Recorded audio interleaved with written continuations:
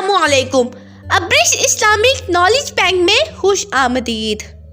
کیا آپ جانتے ہیں پہلی شہید خاتون کون تھی؟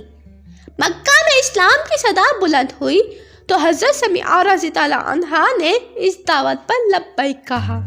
حضرت سمیعہ رضی اللہ عنہا کا اسلام قبول کرنے والوں میں 7واں نمبر ہے۔ حضرت سمیعہ رضی اللہ عنہا خباب کی بیٹی اور حضرت عمار بن یاسر رضی اللہ عنہ کی والدہ تھی۔ کچھ دن اطمینان سے گزرتے تھے کہ قریش کا ظلم و ستم شروع ہو گیا اور یہ آئے دن بڑھتا ہی چلا گیا۔ چنانچہ جو شخص جس پر قابو پاتا اسے سخت تکلیفیں دیتا۔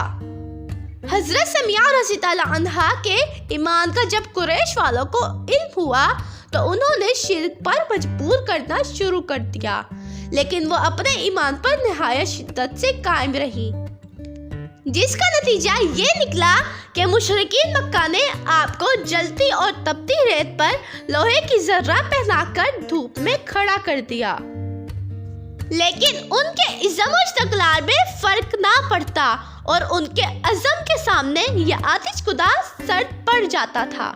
نبی کریم صلی اللہ علیہ وآلہ وسلم ادھر سے گزرتے تو فرماتے، آل یاسر صبر کرو، اس کے عوض تمہارے لیے جنت ہے۔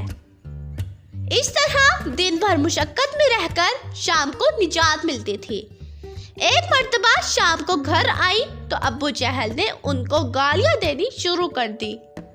پھر اس کا غصہ اس قدر بڑھ گیا کہ اس نے ایسی پرچی ماری کہ حضرت سمیعہ رضی اللہ عنہا شہید ہو گئی۔